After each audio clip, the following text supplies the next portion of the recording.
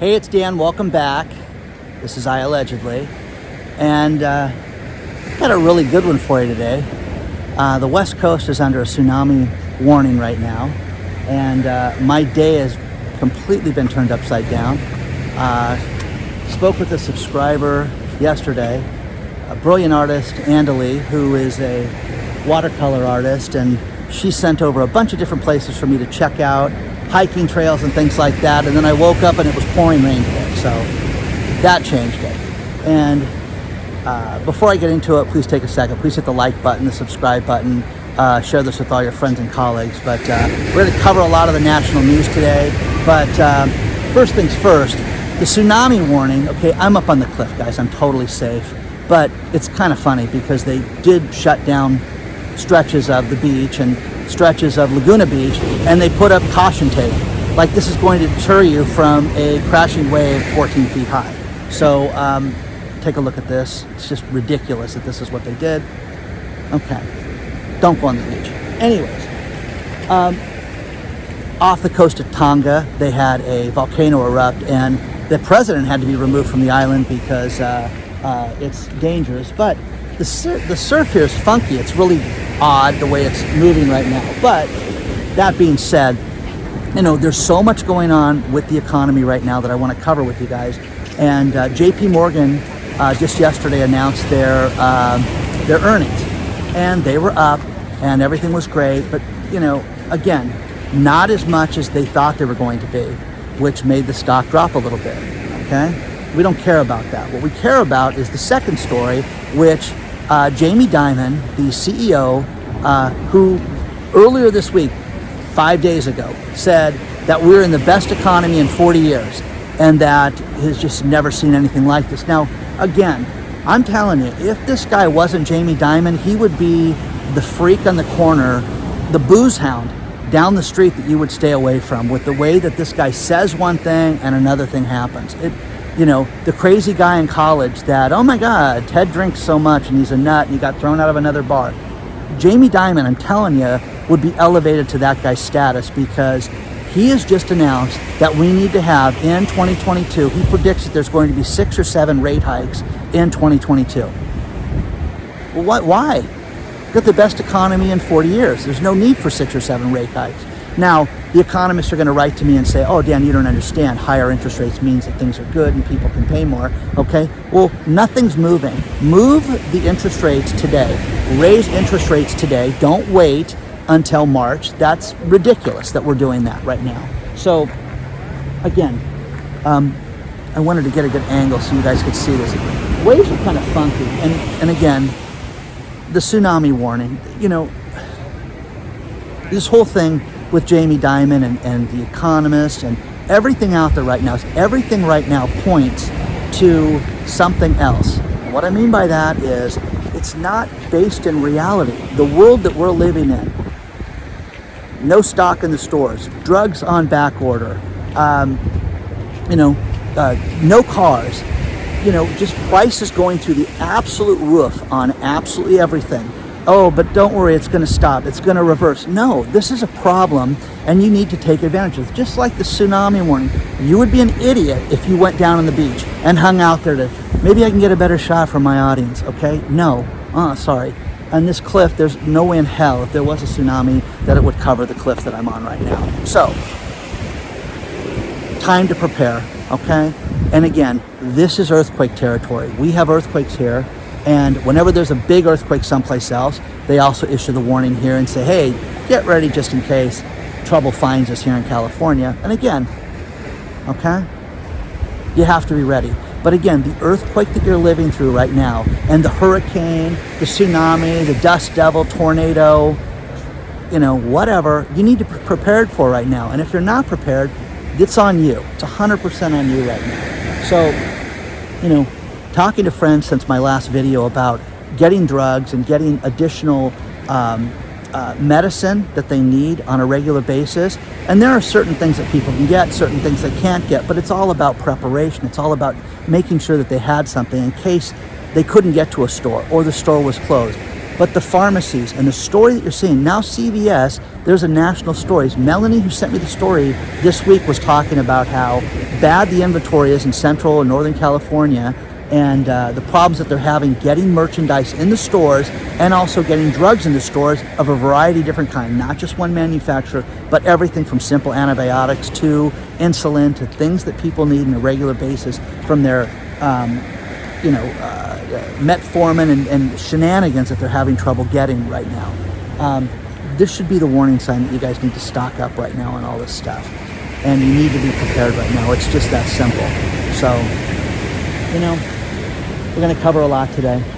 So I walk around out here, okay? But again, plans change. I was going to go to a hiking trail that Andali recommended, and I was all excited to it, and it would be a muddy mess right now. So we'll do that later on in the week. So.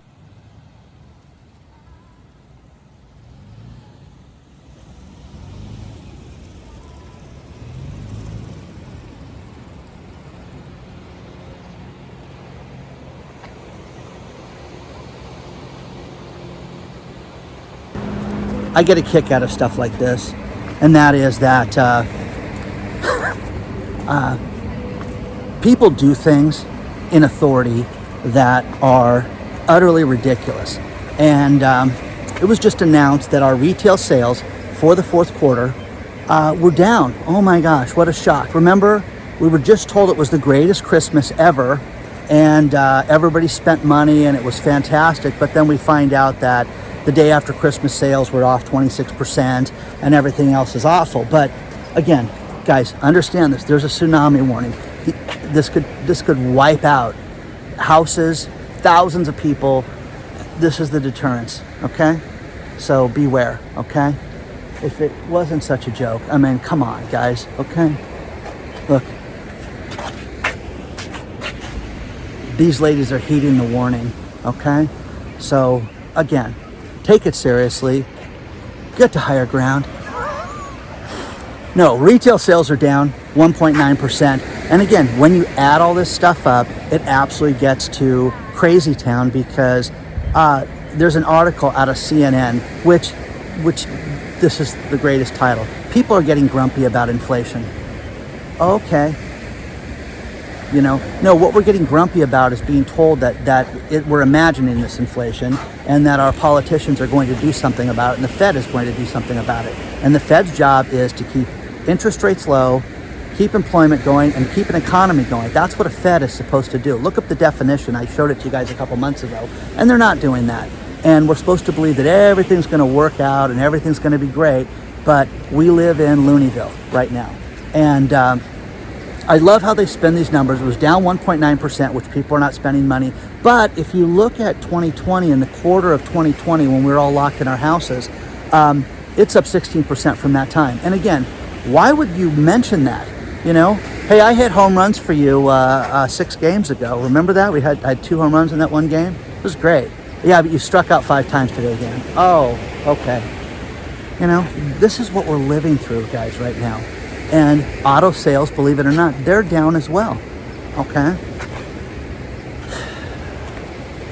You can't make this stuff up. But if you adjust it for this, that, and everything, it's only down 0.3%, but they're not as bad as they thought. And they actually projected that retail sales were going to go up 0.2%. So how do the economists always get it wrong? And again, I used to love the local events that I would attend. And again, when the world was normal, okay? I would attend basically 40 conferences a year. Medical, startup, investment, economic, all this stuff. And in doing that, I would meet a lot of people. But the one thing I would always ask the economists is, tell me what's going to happen. Oh, damn, come on. We don't do that. We base the information on what we have. We can give you trends. If this will happen, this may happen. And again, nothing ever concrete, nothing ever solid, nothing ever to put themselves out in the line. But after it's done, we're surprised that those numbers are off. Okay? So, there's that. One thing I want to talk to you guys about is, side hustles, side gigs, things like that. For those of you who've been around the channel, you know that I was a screenwriter, and if I could do anything in this world, I would write. and I would write all day. I would just sit there on that beach and get my internet and just write. Okay. When I made the decision in the 90s that I was going to do this and try this and see if somebody would buy anything that I wrote, I couldn't get an agent. Couldn't get, you had to have an agent to get an agent. It was really catch-22. Pre-internet days, internet was out there, but it wasn't as big as it is now. So you didn't have access to that. And I would send my scripts to the William Morris Agency and Gersh and all these other places just to have them get sent back that we don't read unsolicited materials. Okay, well, how can I get an agent so that I can sell my scripts? So what I did was went to daily, weekly, Variety used to come out daily, which was just all the daily news and ads and things like that. And then they would have weekly Variety, which was brilliant. It was a big book. It would come out on Sunday nights and it would have everything going on in the industry, all the deals, all the box office for the week, everything. It was just fun to read and it was brilliant. But what I did was I went out and looked for law firms that were making deals because, this actor was repped by this firm, this writer was repped by this firm, and I went out and determined who the biggest law firm was at the time that I could get, and I found a guy that worked there, Howard, Proskauer Rose was the law firm, and I wrote him a letter. I called him and said, I want to hire you for 1 hour, and I want to have you represent me because I couldn't afford these guys. These were the heavyweights at the time that would have been, a retainer would have been 50 grand back in the 90s from these guys. So anyways, I want to try something and see if this will work. Phone calls and letters. Anyways, finally I get a call from his assistant that he's going to meet me on a Friday night at 5:55 at night. Don't be late. He's going to give you half an hour of his time. You better be on time, Mr. Goldberg. Okay. So, anyways, I was on time, and the guy, this is unique, this is different, I've never had this happen, I don't know if this is going to work, but I'm game, I'll do it, okay? So, I had this heavyweight represent me, and send out about my scripts and about things that I had going on, and what it did was it made other people talk, thinking that I had a deal, and it made people that were making movies reach out to me, and from that, I sold a script, and I had an offer from somebody at the time for an option, which was minimal. It was, I think, $12,500 at the time. And, again, Howard got me money. Howard got me paid. But again, I'll never forget something I learned during that time, and this is a lesson for all of you, and that is that I just wanted the check. I wanted the 12 grand. I wanted the money at the time.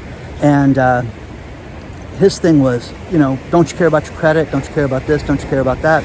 I'm like, no, when do I get paid? And he laughed that it was one of the funniest things he'd ever heard, because you will care as soon as they try to screw you out of something, or your credit, or what you were entitled to. You're going to feel differently, and you're going to wish you had a contract. Okay, now flash forward to the next sale, okay, which was much bigger, life-changing bigger, and I went out, and Howard was right, because they wanted to change the payments, which would have been based on the budget of the film, and change my credit, change things like that.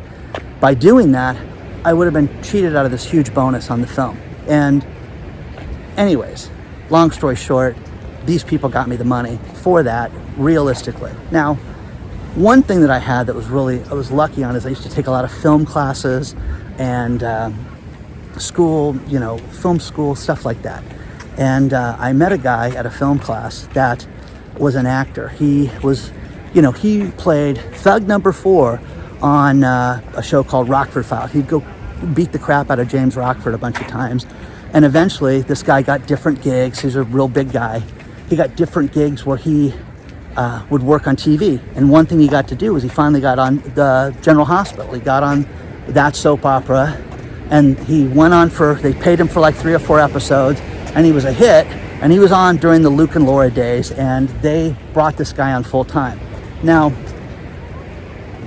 he was a smart guy, didn't like the way they were paying him, so they agreed to pay him X amount of money every episode, okay? Now, the problem with soap operas is you don't get residuals. They don't show them twice. They just play, and that's it.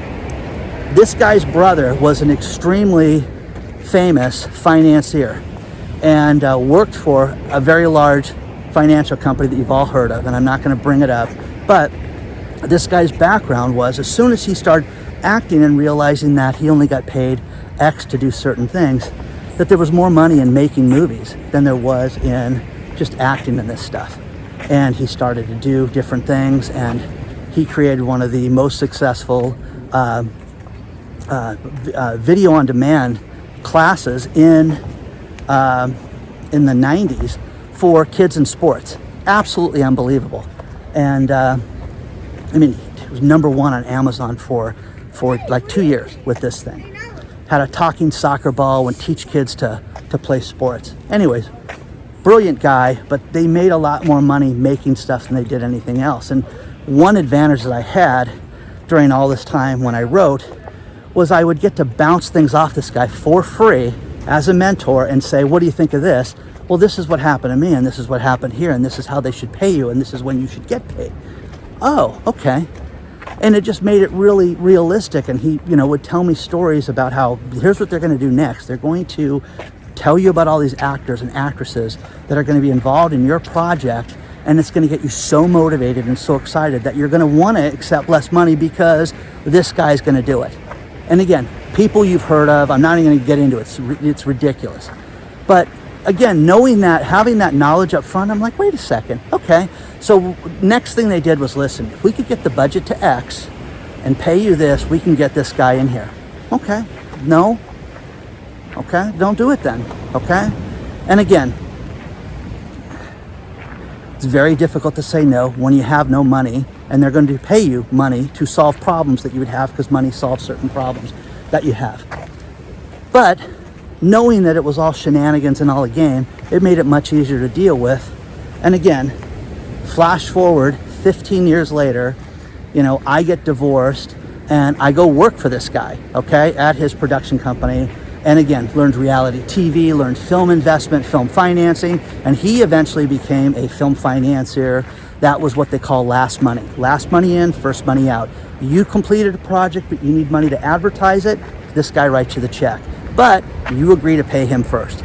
And for that, you're going to pay X. And he did this on, The Hurt Locker, Levy and Rose, some real movies that you guys have heard of, and made a killing doing this. And again, his brother was a very famous financier, so he had access to, hey, we need 80 grand, he had access to all that stuff. But what I'm getting at is the artistic world, okay? And people go out there and they have day jobs, but they write or they paint or they write music, okay? Understand that it's not to sit there and be stupid and say, oh, I'm not, I need a 3-record deal before I will talk to somebody. No, you're nobody, you're John, okay? But know what you're worth, know what your art is worth, know that people will pay for it and charge enough money for anything that you do. It's that simple. And it's very important because, when you look at Picasso and Jackson Pollock and people like that lived crazy, nutty lives, that I'd like to hang out with Picasso, that womanizing degenerate. But again, the guy's worth more dead than he is alive. You don't want to be that person, okay? You want to sit there and take advantage of the world and get paid what you're worth. And again, right now we're hearing about all these problems with student loans, and should we have student loans and should college be free? How about a means test for college?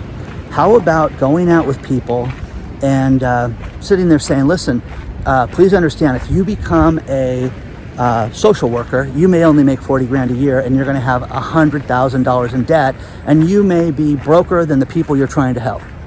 Okay, well, hang on, let me sign right here, okay?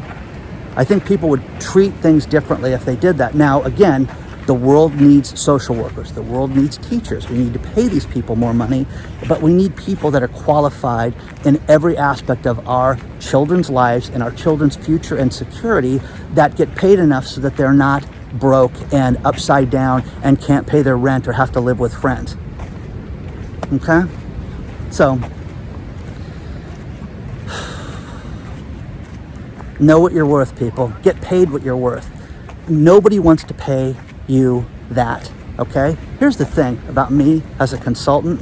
You know, I love baseball, and someday I'm going to own the Angels. That's my goal in life, okay? And my kids laugh about it, but I'm going to own that team someday. But as far as a baseball analogy in business, you know, I say I'm great in the field, I hit home runs, and we're going to win. And people laugh at that, and then when they work with me and they go, oh my God, hey man, wow, okay? Are you that person? Are you a thoughtless, you know, pain in the ass that they sit there and say, oh, yeah, next time we're going to do things differently with you. We weren't really satisfied with that. Okay? Now, I know this is all over the place, but I love artists. I love being an artist, okay?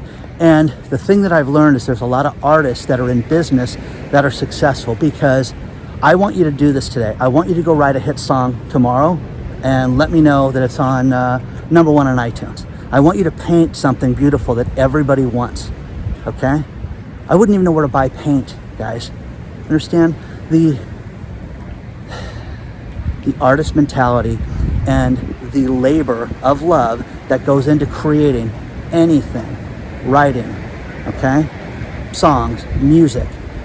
My girlfriend grew up in a family of musicians. Her father was a concert pianist, and she plays stand-up bass, okay?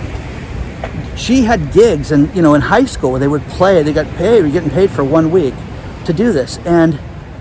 But again, this person that creates this stuff, and the difficulty and the joy that she gets from creating songs, from creating art, and from playing, you know, live music, is something that you cannot describe. But it makes her a better person, makes her a better business person, and her creativity is something that only helps the other stuff that she works on. You know? So the tsunami is, you know, I don't think it's going to happen today for us, guys. Okay? Get control of your life, guys. Get paid what you're worth, okay? And again, this isn't the great resignation speech from Dan where hey, you know what? I'm going to listen to that guy on YouTube and quit my job. No, it's not what I said. I've had 100 gigs that I wasn't happy with and wasn't paid what I was worth, okay? And again, you know, I like to work with certain people, and I tell people up front, hey, I'm going to do it for X because I want to work with you guys. And people think, we got him for that. No, you got me for that because I wanted to learn what you do. I am a student of everything. I'm a student of marketing. I'm a student of life. You know, this NFT craze, I'm trying to learn that right now. And I'm learning every aspect of this. And again, I am sick and tired of the people that sit there and just say, oh, it's so simple. It's going to be absolutely, you know, you're missing out because you're not in the blockchain. Well, there's a story below where the feds are going to they're going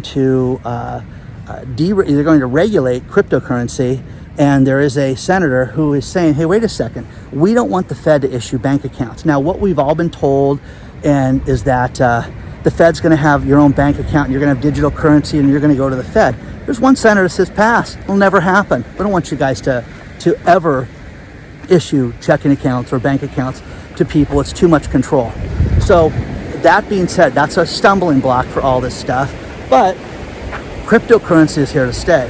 And again, I've told this story before, where a year ago at this time, we started looking into, you know, having different coins for the medical space, because I own all these different domains and different coin names and things like that that I've bought. And we were going to do it, but the problem that you run into is when I finally spoke to a New York attorney who said, oh, the alphabet agencies, they're going to show up at your office. Oh, yeah. No, a week, the most. Oh, you're going to have real problems with this. So why would anybody want to do that? And again, if you think that these people that have all these different coins that have come out, the thousands of coins right now are not going to have problems, you're kidding yourself right now. So heed the warnings, okay?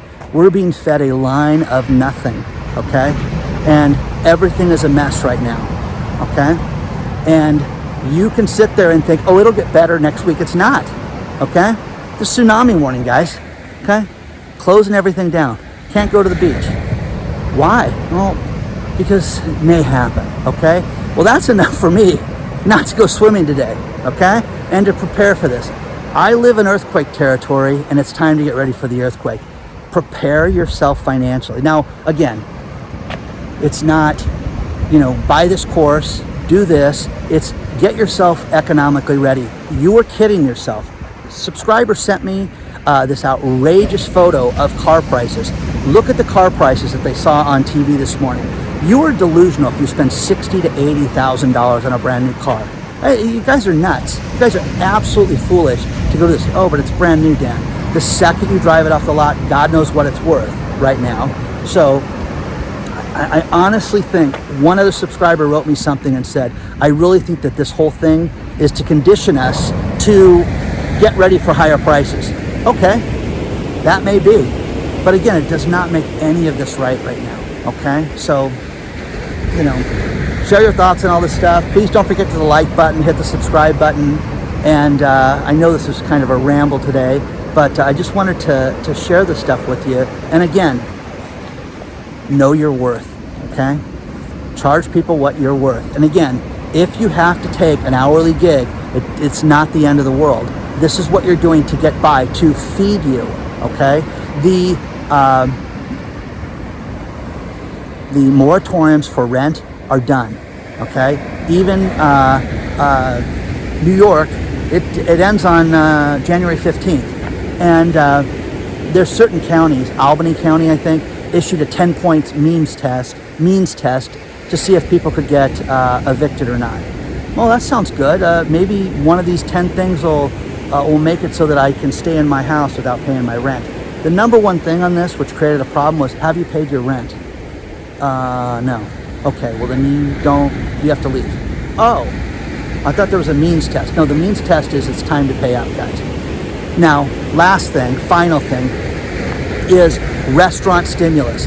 They want to issue a restaurant stimulus bill right now and issue grants to the restaurant industry. And again, guys, I have family, friends, clients, people that are in the restaurant business. No, pass, okay? If you're not making it now, what's giving you 50 grand? Is that it's gonna fix everything? No, it's gonna pay the meat supplier that is threatening to cut you off on a daily basis when you open at 10 a.m. Okay? That's not a solution. Fires, don't borrow money to put out a fire, guys. I'm telling you that. I've done it. I could tell you 100 stories about that, but I've done it before for people that were unscrupulous. And if you do this, we'll do this for you in pricing and this in the future. And then they lied, okay? So again, don't lie to yourself. Is your restaurant going to make it? What are you doing on social media? What are you doing in the community? What are you doing to get a customer reward program to get people in your joint so that they're going to spend the money? Seriously. We have a very loyal following that has no money right now. So remember that, guys. Again, kind of a ramble today, but share your thoughts on all this stuff, guys. And again, be safe wherever you're at. Onward and upward, guys. I will see you very soon.